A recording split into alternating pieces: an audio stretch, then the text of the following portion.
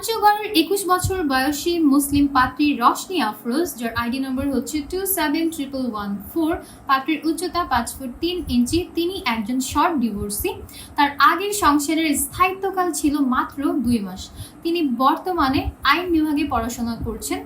তিনি LLB first ইয়ারে অধ্যয়নরত আছেন। তিনি বর্তমানে রংপুরে অবস্থান করছেন। কমপক্ষে 30 থেকে সর্বোচ্চ 40 বছর বয়সী যে কোনো মুসলিম পাত্ররা বিয়ের জন্য প্রস্তাব করতে পারবেন, তবে পাত্রের হাইট কমপক্ষে 5 ফুট 8 ইঞ্চির উপরে হতে হবে।